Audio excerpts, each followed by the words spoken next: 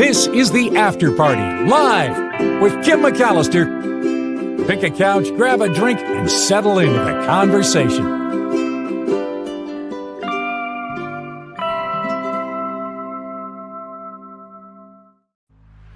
There it is. Hey, everybody. It is the After Party Live. Thank you for being here on this Travel Tuesday. Sorry for the late start. A lot to talk about with the Mark Thompson Show meetup coming up on December 21st. So that is going to be really fun.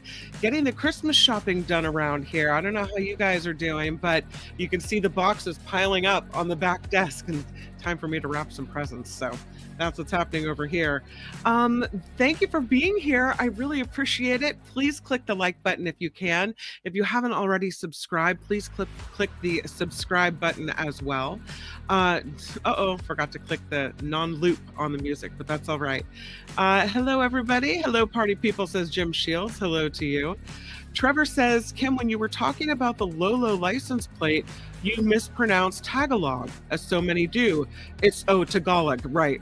My apologies. My future grandkids call me Lolo. Oh, that's cute. Sorry for the mispronunciation. And that's really adorable. So thank you for the message.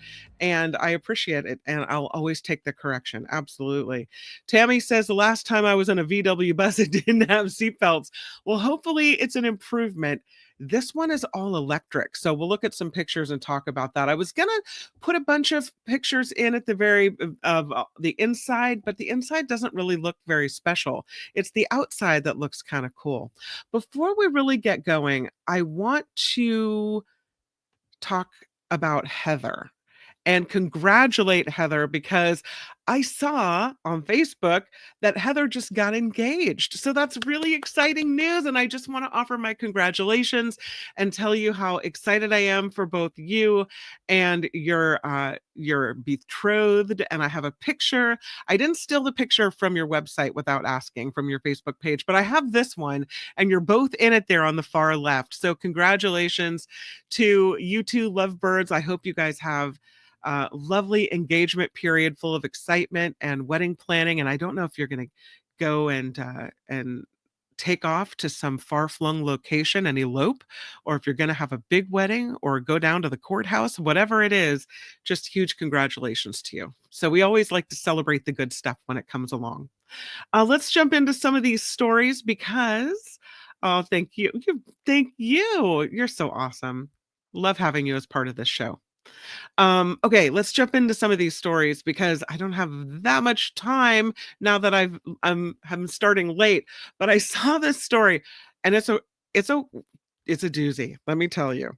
Now, have you seen this out of SF Gate? It's all over the place, and I saw it on Cron 4 and SF Gate. This is a lawsuit. I think it's really nutty, but maybe you guys have a different opinion on this. There is a group suing to stop the lights coming back to the Bay Bridge. I always loved the lights on the Bay Bridge.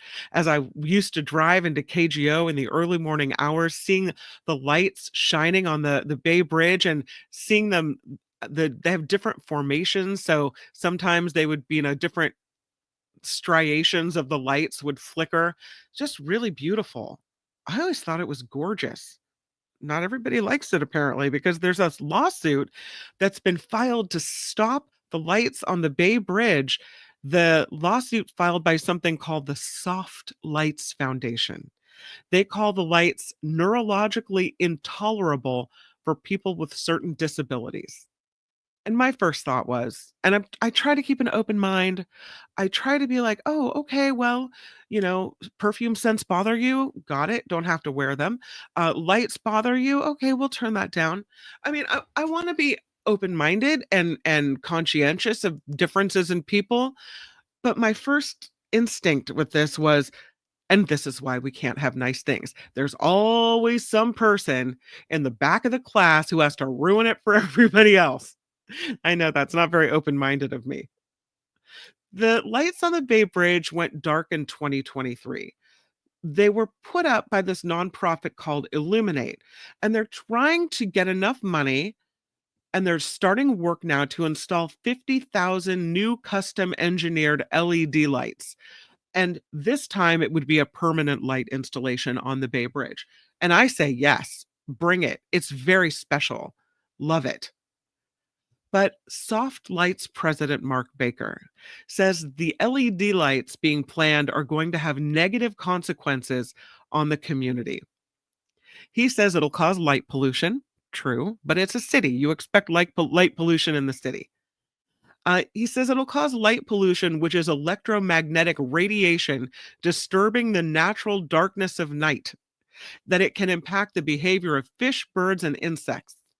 According to the lawsuit, he also says it'll increase the risk of several diseases, including breast cancer. I didn't know I could get breast cancer from light. The suit also calls the lights a neurological hazard for people who suffer from diseases like epilepsy, autism. He says some people have thoughts of harming themselves when exposed to LED lights. He says it's a dramatically different type of light, closer to a laser beam than to regular light, and that many of us cannot neurologically process because it's just too intense. Some background on Mr. Baker from SF Gate. He was from Cron 4 rather. He was apparently forced out of his job as a math teacher because of his sensitivity to LEDs. He asks his partner to drive him around to avoid exposure to LEDs. He says the Bay Bridge Light Project didn't pass a legally required environmental impact report before it began. So while he has reached out to the company putting in the lights, Illuminate, and also to Caltrans and the Bay Area Toll Authority and others, he said, brushed off. He got the brush off. So he's now filed this lawsuit. He said it's highly unlikely for the lights project to go forward without harming anyone, even if they tweak it. So he just does not want those lights back on the Bay Bridge. I say boo. Boo to Baker. Am I insensitive? Am I wrong on this one? I'm willing to accept that maybe I'm not being as nice as I could be to him, but he sounds kind of like a crackpot. I mean, he's having someone else drive him around because he can't handle LED lights. I mean, then maybe modern conveniences aren't for you, and maybe a life in the small country, where the stars shine at night and where, I don't know, you're not exposed to technology. Maybe that's the life for him. Move to a place where your health is better and you're not as affected by all of this. I don't know. John says he seems like a person that I'd find hard to work with. I think, right? I think so. Calvin says you can't handle the lights. Also the truth. Ren wants to know if he sits and stares at the Bay Bridge. Does he drive back and forth across the bridge? Come on. It's just wild. Heather says, I bet that dude gets invited to a ton of parties. I mean, really? I was so excited about the lights coming back to the Bay Bridge. And here's this guy who wants to throw a wrench in the process. No. Not happy. Mo says LED lights emitting diodes are actually flashing at an incredibly high frequency, which can, he says, trigger a multitude of situations, as you have been stating. Okay, so there's a difference, I think. My son has these Christmas lights. I wish I'd brought them in. It's just a little strand of Christmas lights. My mom bought it for him to put on his little tiny tree that he has in his room.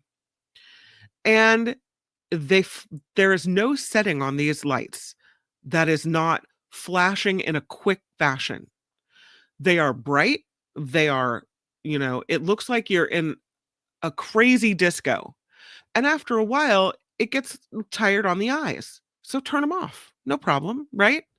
We used them this year. We had put them on the mantle on the fireplace because we were looking to add a little pizzazz.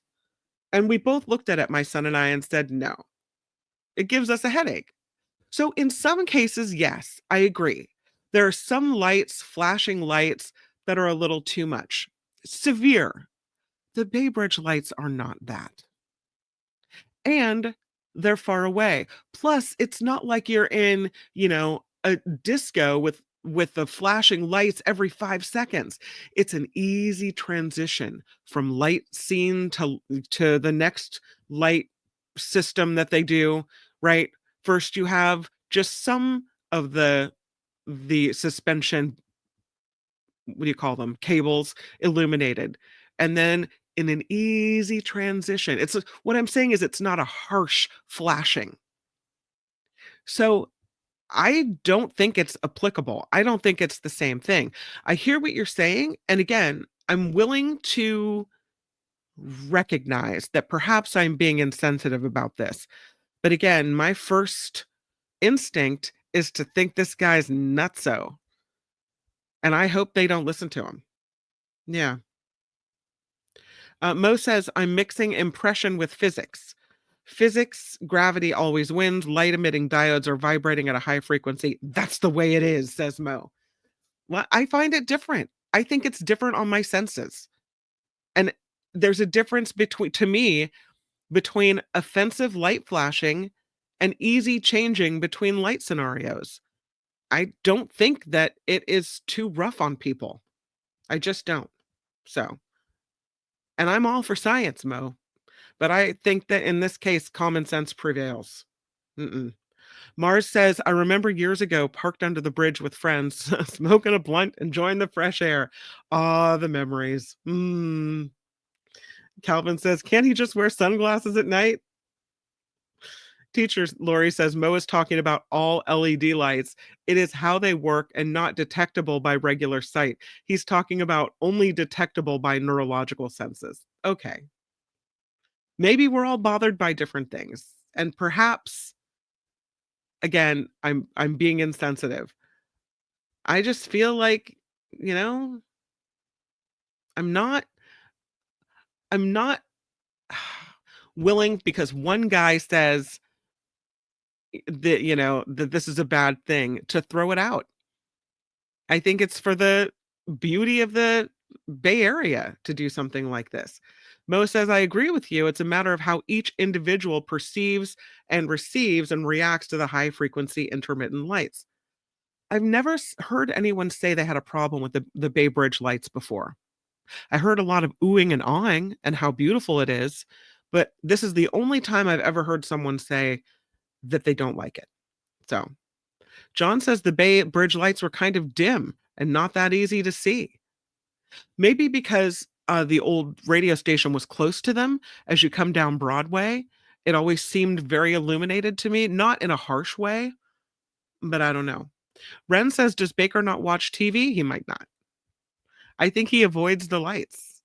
So, I don't know. It's just a bummer to have someone sue over something so silly, and I hope they don't scrap it because of that. Here's a story, and I recall recently that teacher Lori brought up the phrase pseudoscience, and this story kind of makes me feel like that, and I almost didn't bring it to you, but then I thought, no, let's talk about it, and let's have the conversation. This is a story about organ transplant. And I found this story in IFL Science about whether donor organs transfer memory. Because heart transplant patients, in some cases, report some odd personality changes. And this I thought was just weird. Okay, so weird stories that have ended up prompting research about whether organs transfer memories along with them. There have been stories about this man who had gone to Taco Bell and then got into a horrific accident.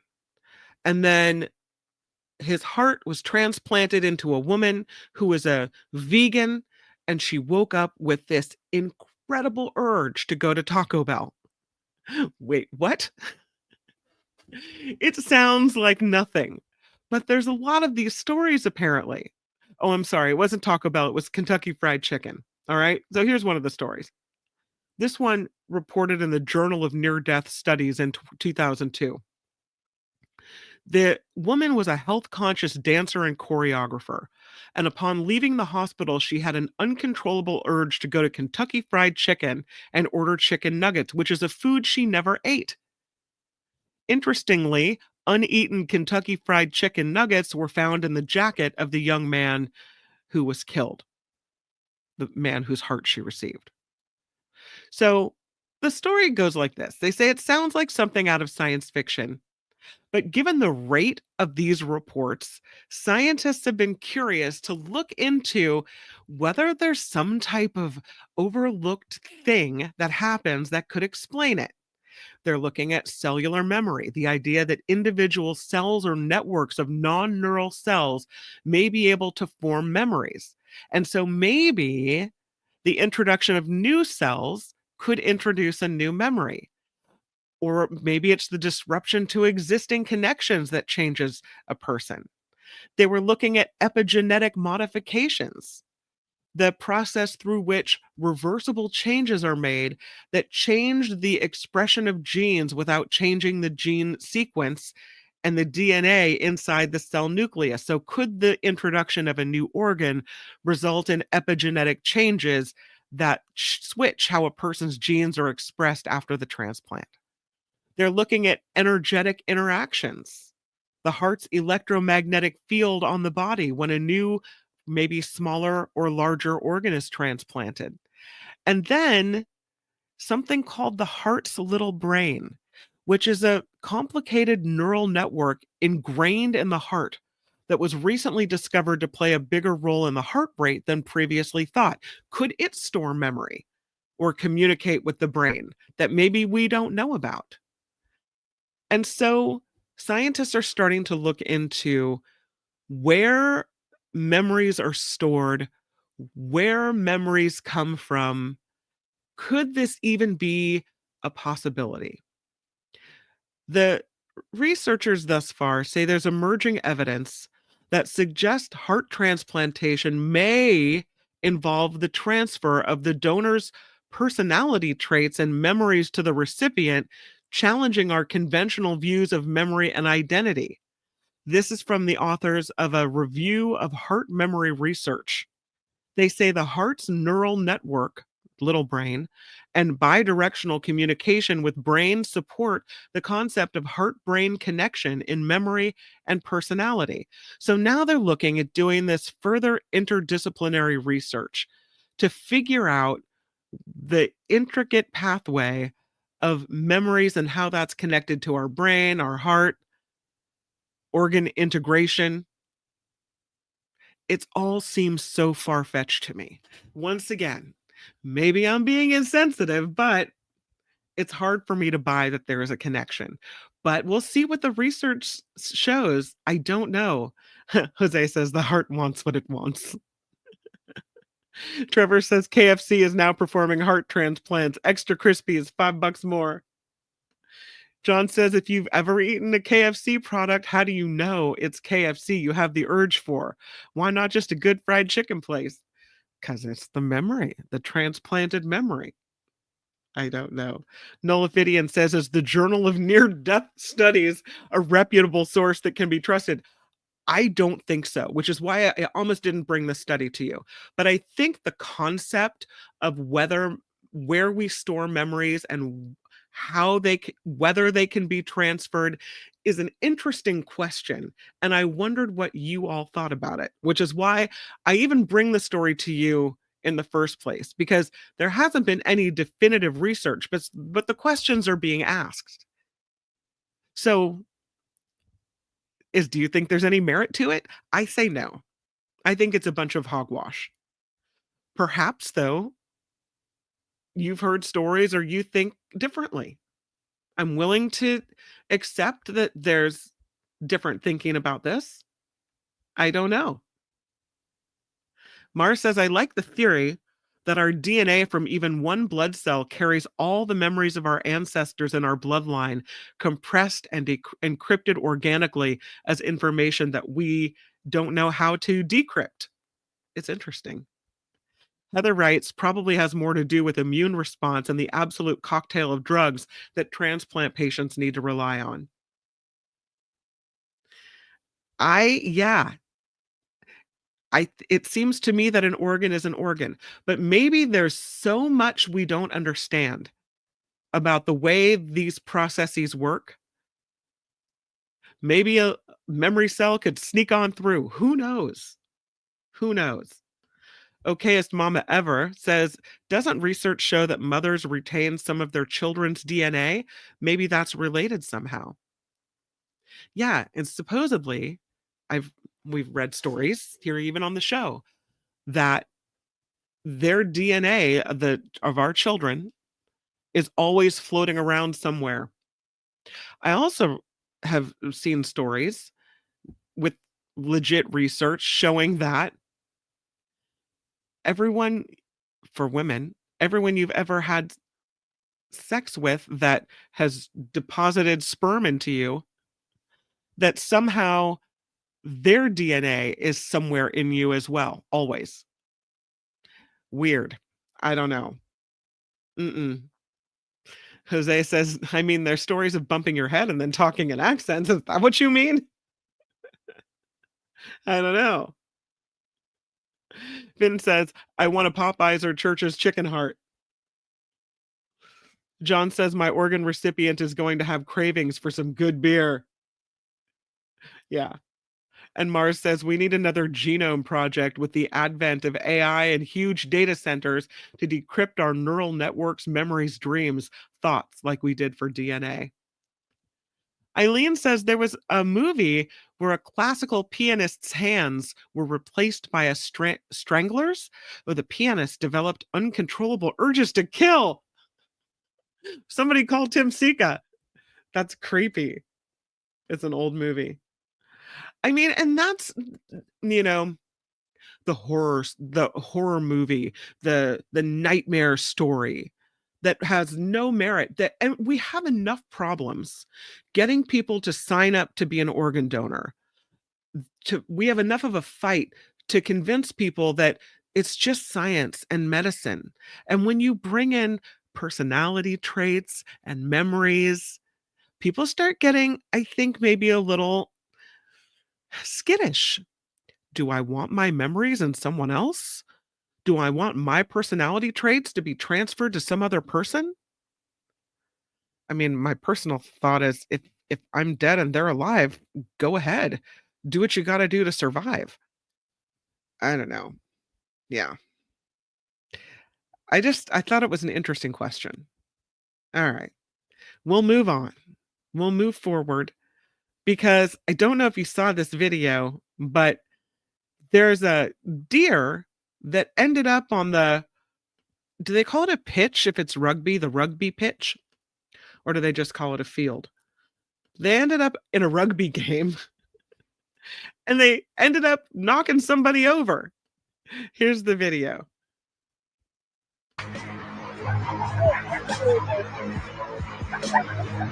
It off because there's music behind it. Grassroots rugby. Let's see it again. If I can see it again. Oh no, can I see it again? I'll refresh. Here's what it looks like. Animal pitch invader. Boom, took a player down. And that was the amusing part of this story. This little deer came careening across the field and took down a rugby player. Let's move to this one, and this is the new VW bus. Yeah, it's kind of cool looking. Of course, the old VW bus, total class.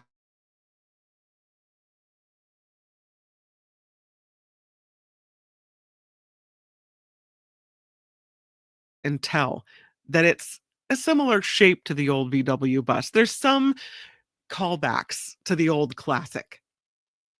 It took 8 years, they say, to get this to market. It's the 2025 ID Buzz, and it's electric. It's the battery electric revival of the classic VW microbus.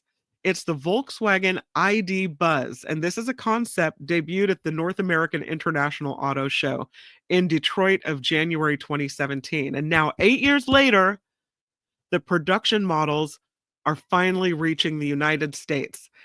The first styling of the styling with the first generation VW bus was in production from 1949 to 1987.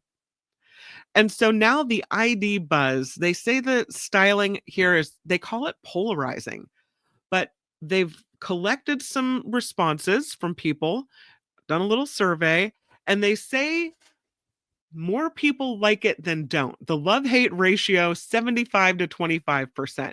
But the feelings are strong both ways. It's one of those you love it or you hate it kind of things. If people love this new hippie bus design, it's 3 to 1. 3 to 1 love to hate. And VW says, okay, we're going to take that as a win. And then it's about tugging on the door handle.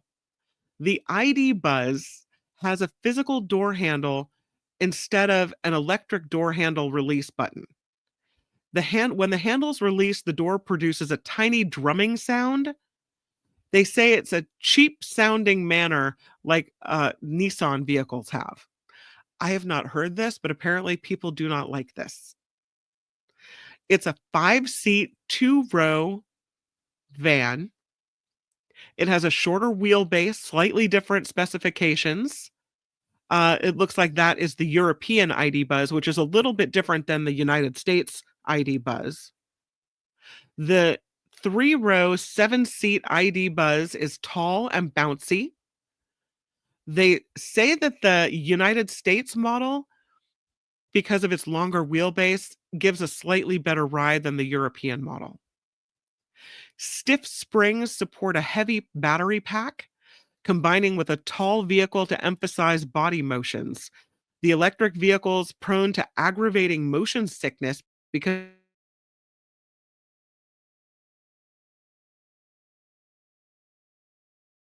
you might want to have some barf bags in the far back because apparently it's a little bouncy and queasy back there. The ID Buzz, they say, offers a high level of regeneration when the driver lifts off the accelerator. They say it's true golf cart style one pedal driving, and they think it would be even worse. So they think that it's good that the regeneration with this vehicle is pretty light. It looks like when you step on the accelerator, it's marked with a right arrow. It looks like a play button on the accelerator. But they say it can apply as much as 335 horsepower through all 4 wheels to accelerate to 60 miles per hour in 6 seconds. The tested ID Buzz Pro S Plus was 282 horsepower rear drive single motor model. The acceleration, they called it fine. The rear seaters feeling bothered by motion sickness will struggle for relief by opening the window for fresh air because, as the first style VW bus lacks normal windows that slide down into the door. Instead, there's an inset window segment that slides sideways like a pickup truck's rear window, just kind of slides out. And they say that's probably not going to give you the relief you need, this weird little slidey window. Also, they call the windows opening them a nuisance because of Volkswagen's use of a terrible capacitive touch switch to select whether the 2 physical window switches on the driver's door operate the front door windows or the rear door windows. So if you reach for the switch, your hand is apt to brush against the touch switch that changes whichever window you intend to operate. And usually it's the one you don't mean to open. It's a user interface that people are not a fan of. So, yeah. The ID Buzz has a 91 kilowatt hour lithium ion battery pack, provides a 231 mile driving range for this dual motor all wheel drive model. The single motor rear drive vehicle is rated at about 234 miles as well. So you'd expect the more powerful model to have a more noticeably short driving range, but apparently the dual motors provide a greater regeneration, so it equals out. It's interesting. What do you think of it? I think I like the way it looks. the whole weird window thing and bouncy feeling in the back, yeah, I don't know. I'm not sure. Uh, I don't know. Looks cool. Scooby wants it, says Calvin. Rev P kind of likes it. Yeah. Donald says the EVW bus will be cool. All right. Ms. Organic says I saw a car carrier full of them the other day. Fun colors. Ms. Organic has one that's a 1964 VW bus. That's the good kind, right? The correct name for that vehicle with the pass is the VW microbus. Well, thank you for keeping me honest, Mo Direct. Trevor says I drove from California to South Carolina in a VW bus when I was 17, broke down approximately 11,780 times along the way. Weed is extra, says Heather. The weed smell is extra. Calvin says the solenoids and the door locks. We want power door locks. Live with it. SJ Lola thinks it's kind of cute. I have not seen the Honda mini truck. No. Hmm. Um. Uh-oh. You're having a signal cut off. I don't know what to do about it. Hopefully you guys can hear me. Not sure. Sound cut again. Uh-oh. I can't hear any sound cut out on my end, so I don't know. Nolaphidian says, I bet the inside is really nice. It doesn't look like anything special, I have to tell you. I mean, it looks normal to me. I'll show you the inside. I wasn't super impressed, I have to say. I just felt like it looks like the normal front of a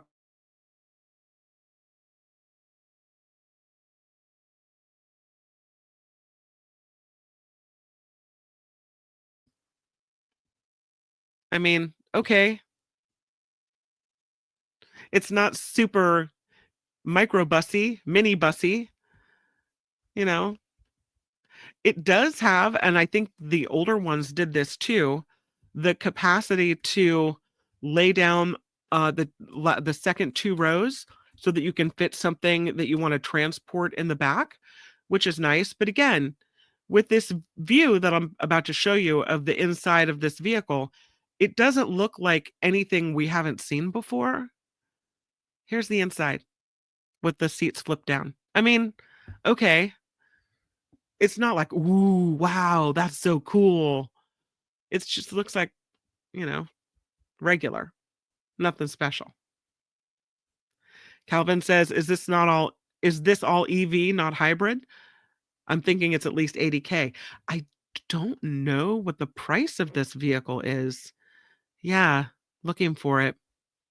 Sorry, I should have looked that up. Oh, here it is. Yeah. The base price for the tested rear drive Pro S Plus model, $63,495.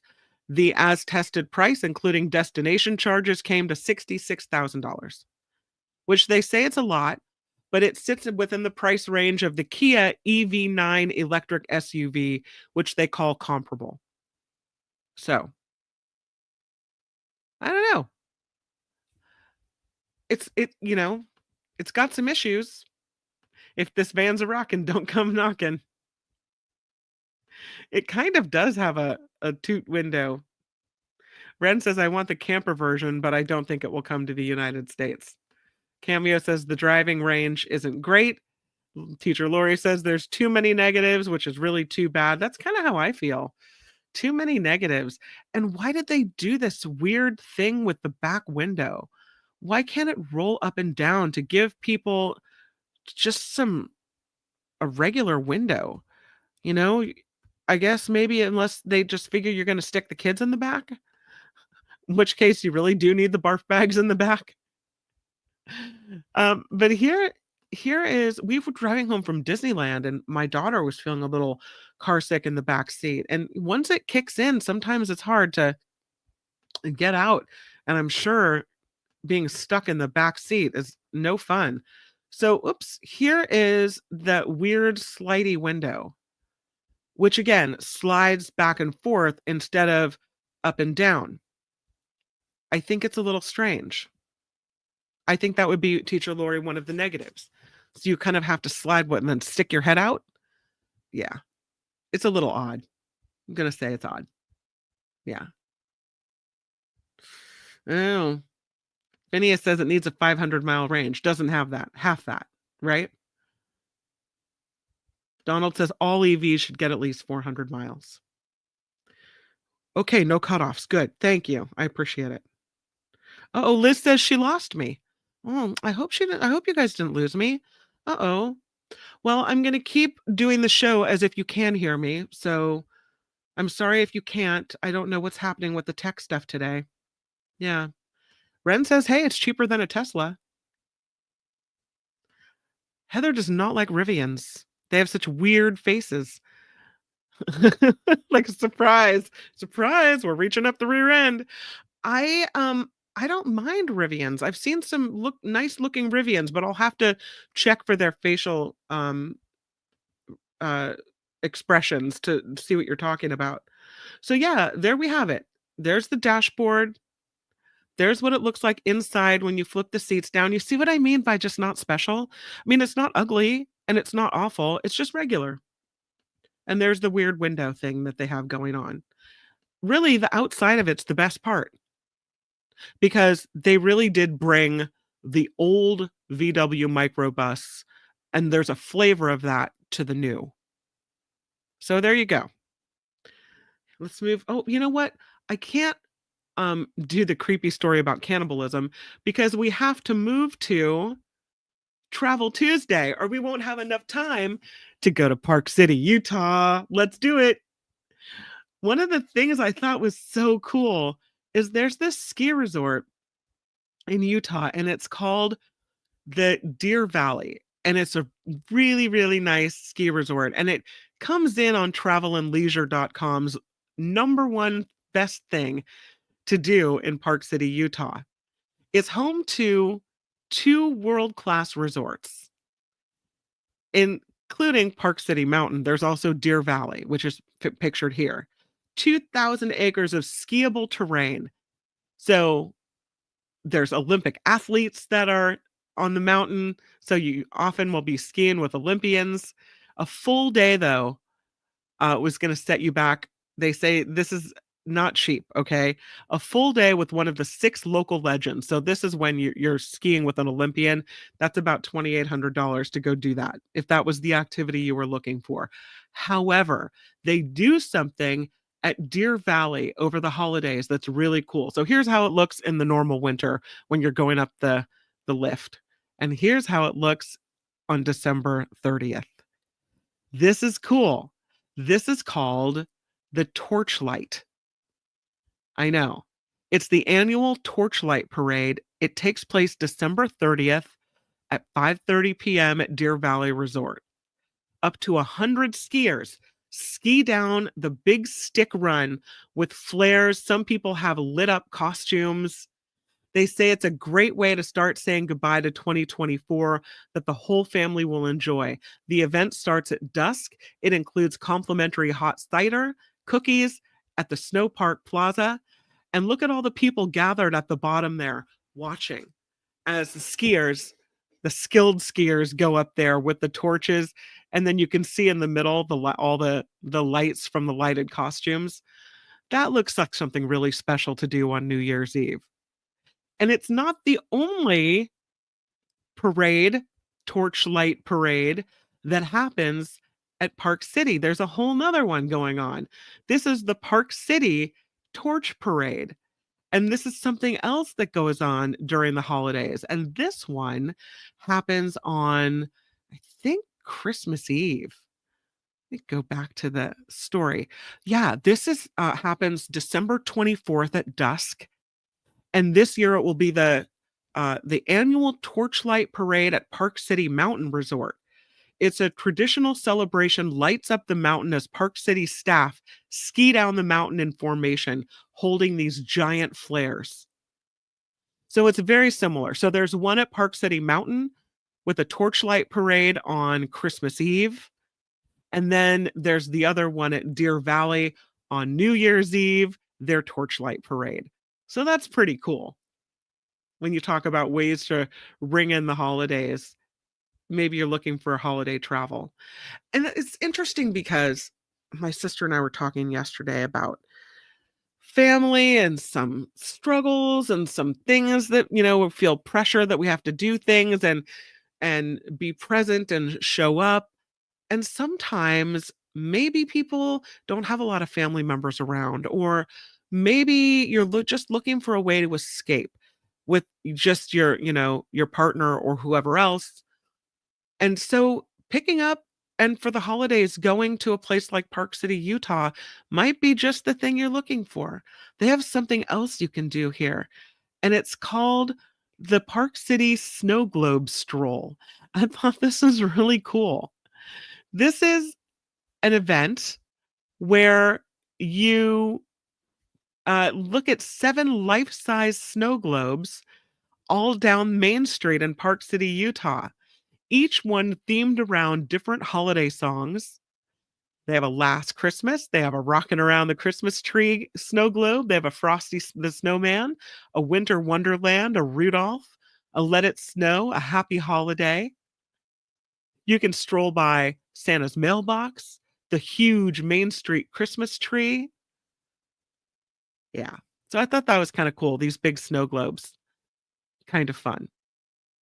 Uh, Other things, though, that aren't really related to Christmas, but you could do anytime, including the ski Deer Valley, Park City Glass. Check that out. You can go blow some snow, some not some snow glass, just some glass. They have uh, these places where you can go and blow some glass, which seems super fun. Glass blowing sessions for individuals and groups, and you can take home a unique souvenir, your own mouth blown bauble or ornament. And the sheer sense of accomplishment that comes from going to nothing to making something like this, they say, is really high. So that's kind of fun. There's all kinds of winter sports to participate in Park City. So pretty fun. Even for people with disabilities, they have something that is right for you. They have this center called the National Ability Center, and it's a nonprofit that provides adaptive recreation and outdoor adventures to people with disabilities. They just opened this brand new facility that focuses on winter sport access and inclusion for people with cognitive, physical, and developmental disabilities. So, truly something for everyone, regardless of whatever type of level that you're on.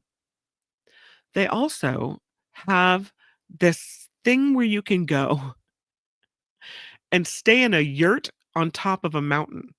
It's called the Viking Yurt. And it's called an unforgettable evening. It's begins at 5:45 p.m. You take a 25-minute sleigh ride up to the pinnacle of Park City. They welcome you into the yurt with a mug of glog. You settle in for a 3.5 hour dining adventure in the yurt, $280 a person, including tax and gratuity. And you have to reserve it in advance. Again, it's called the Viking Yurt. And how about this one? You can take a, a ski shot or a shot ski. It's the world's longest shot ski. It's called High West, a huge saloon. It has its own still house. Some Old West vibes going on here. They say as whiskey became increasingly fashionable across the country, the brand moved most of its production to a distillery nearby, which is open for public tours. But the original location remains home to a bar and a restaurant. And in October, they host the world's longest shot ski event to set the most recent record, the bar lining up 528 skis end to end and serving 1,340 people a communal shot of spirits. So, shot skis, foo is strong there. Speaking of October and Park City, they also have a very haunted history. And you can go on these tours that showcase just this: Park City ghost tours every night at 7 p.m. in the winter and 8 p.m. in the summer. They say as this mining camp became a boom town, it nearly became a ghost town. And they take this history pretty seriously. So they take you to multiple places. They will take you to a basement jail. They have organized hikes to historic places, lectures, local cemetery tours. So yeah, that's the haunted history of Park City. They also have a kind of a cool escape place that you can go to, and wine tasting. So there's a lot of things to do in Park City, Utah. The Old Town Cellars has a bar and lounge that has sommelier-led wine tastings. They have wines that they say are expertly blended right in Park City. So that's another thing on the Park City list. And then how about this? Spice things up with sensational, babka. They call it baking some babka. Utah and Slovakia might not seem like the most obvious of geographic partnerships, but apparently there's an expatriate that has made this connection. Bake with Lenka, Lenka. It's a 2-hour hands-on cooking experience where you arrive at Lenka's house and you learn how to perfect making babka. Costs $115 a person, but Lenka does this year-round, baking babka. You can rent an e-bike and roll through town. They say enjoy a scenic drive right outside of town. Then feed your sense of adventure on an alpine roller coaster. Check that out. That looks kind of fun. The Park City Mountain Coaster, the longest of its kind in all of Utah. Visit outside the winter months and you can go down its mile-long track at speeds of up to 30 miles an hour. $30 a ride, but they call the views here absolutely priceless. And lastly, Park City has a really cool happening art scene. More than 20 galleries lining the streets. Everything from sculpture to photography. They say the display is really big during the final Friday of each month. That's when they offer their 3-hour-long gallery stroll, which is free and open to the public. Again, that's on the final Friday of every month. So that's pretty fun. So clearly a lot to do in Park City, Utah. I think seeing this would be incredible. So there you go. And that, my friends, is Travel Tuesday. A huge thank you to Gary D and Sandy, wishing you a Merry Christmas. Thank you so much for the $20 YouTube super chat. I really, really appreciate it. The show is crowdfunded, so these super chats, super stickers, and Facebook contributions really mean the world. And it lets me know that you guys want me to keep doing the show and keep pushing forward.